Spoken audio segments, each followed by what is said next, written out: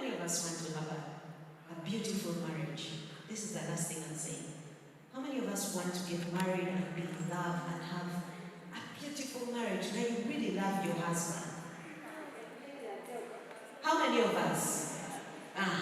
Now, if you do, let us start doing the work now. Okay?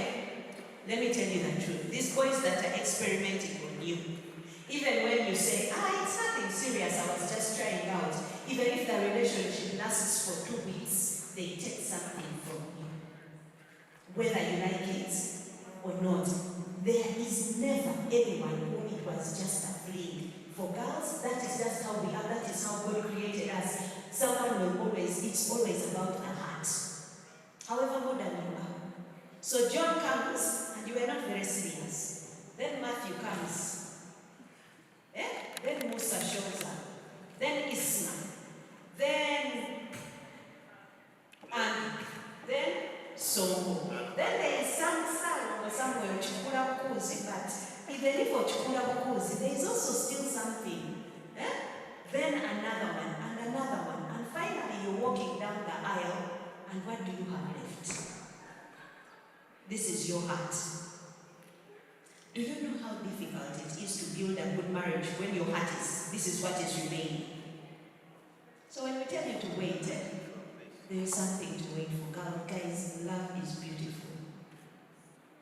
Also, I'm told. But you have to have something. Otherwise, you're going to carry all this trauma and heartbreak in you, and then you also wonder why you cannot forgive the man, yet you love him so much. Start now with the waiting. I'm done. We are finishing. We finish.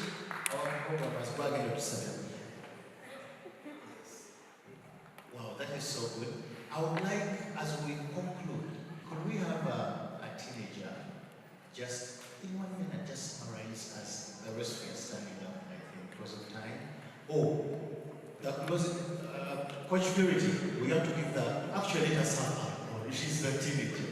It may conclude in just a minute, closing, but then Apostle Coach Purity, still Apostle Purity, she will conclude, she will also, just 1 minute. Then. Hi everyone, once again.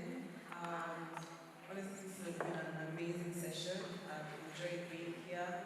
I've learned that it is important to have a strong and healthy relationship between a child and a parent because it benefits the mental well-being and the emotional well-being of both parties. If your parent is not, if your child is not very well connected to you, it will affect the way that they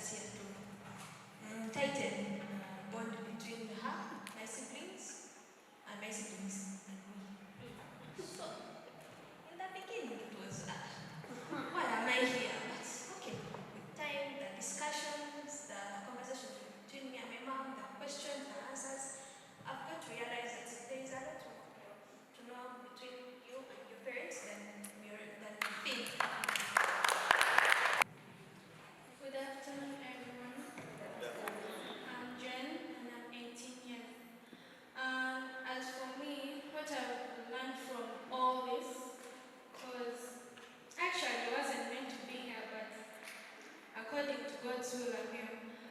What I've learned from all this is that we should make the connection or the communication between us and our parents grow more stronger, because what I know is that despite all what they tell us, sometimes we take it as, like we take it to be annoying, like, okay, sometimes we see our parents, we see them as annoying parents, okay, let me just say it that way, but they love us, they care for us, and they want the best for us.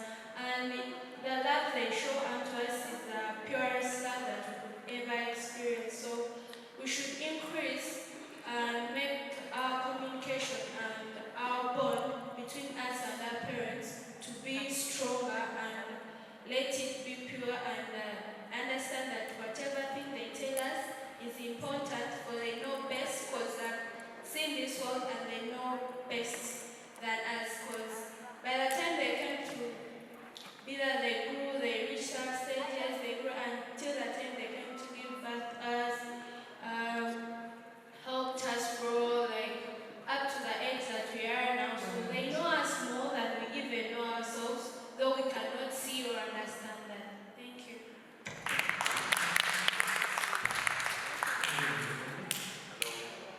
My name is Albert. One of my mother,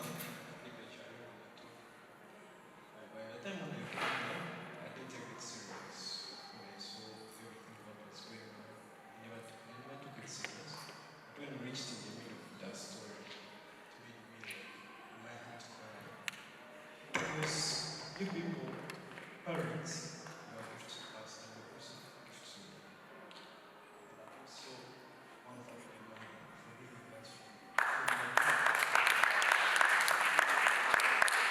Because I feel there's a lot of love, a lot of words, and on our heart. I want to thank everybody, and what they have told us is going to be in our heart. We are going to feel everything. We are going to share everything from our heart with our parents, everybody. We are not supposed to share anything. We are not supposed to share any message to a person who we know best, as you have said. But I want to say thank you, you guys, because she has a lot of love to us, all the kids. Thank you so much for that. Closing remarks, also. I will stand. Once again, we are honored that you came. I know many people saw our advert, but they didn't show up. I just want you to know that God wanted you to be here, in particular, you who came today. Two things. There's something Dr. Linda reminded me today, something I mentioned some time back, that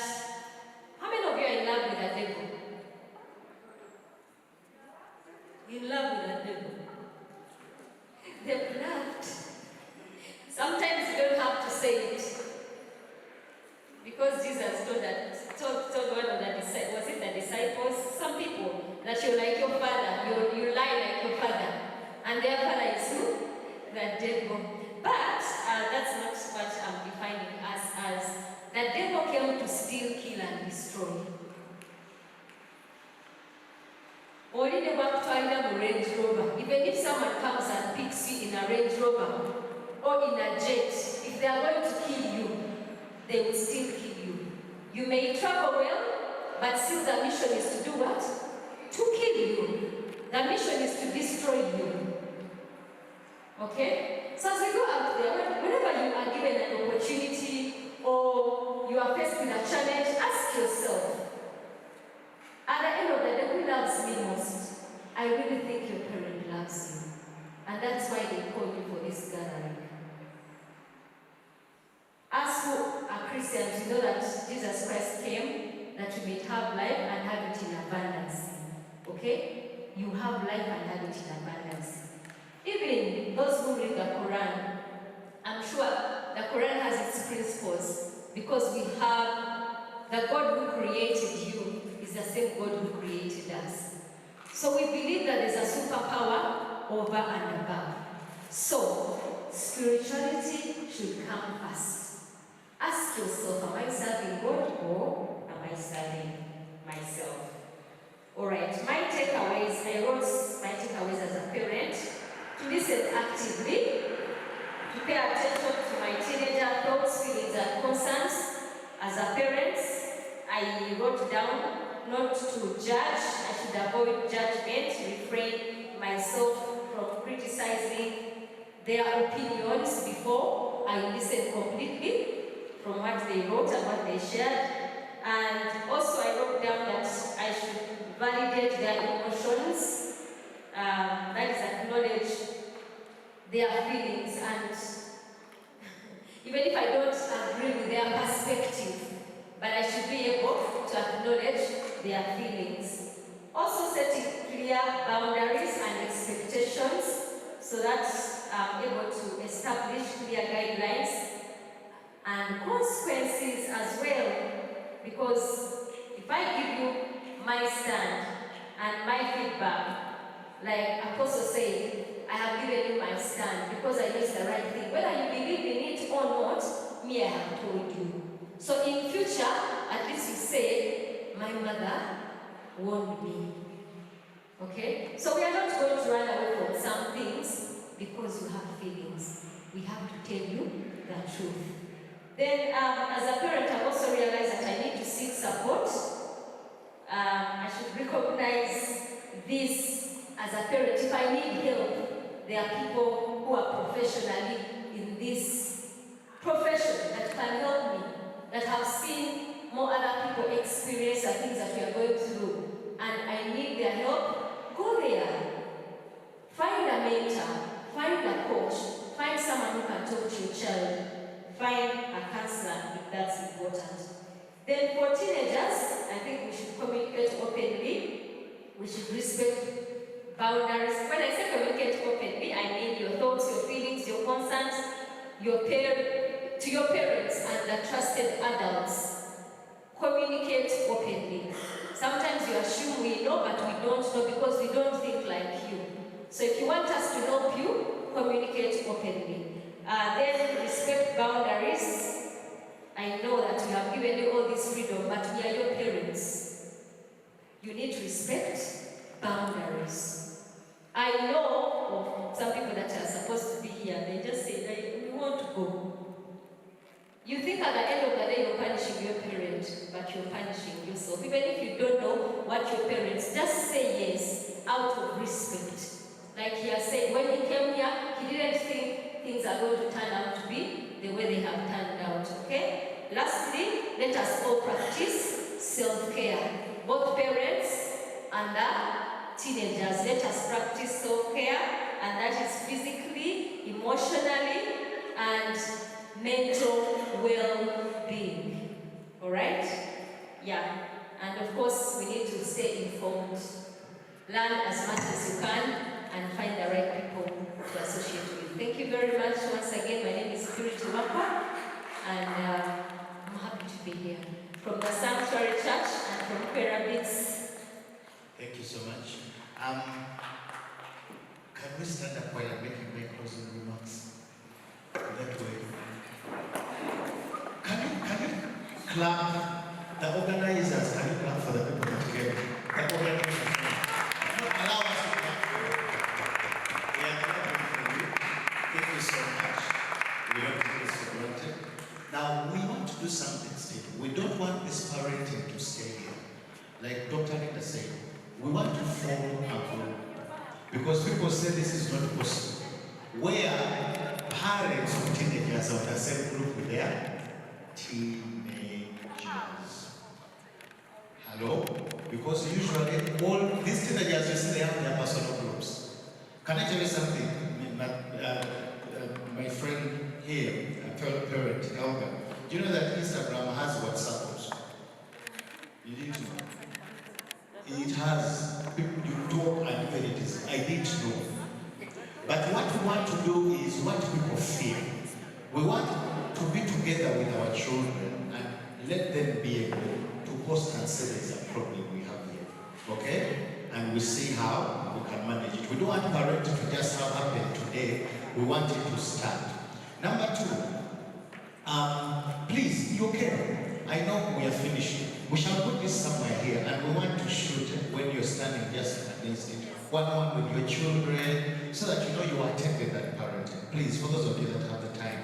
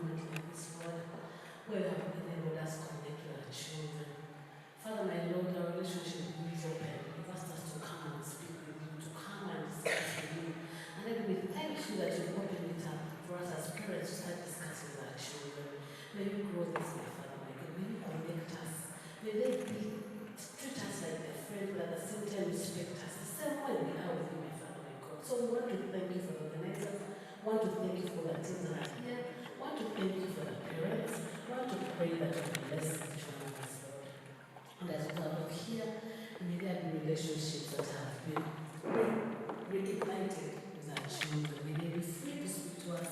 May they bring any concerns to us, my Father, my God. May you give us the wisdom, Lord,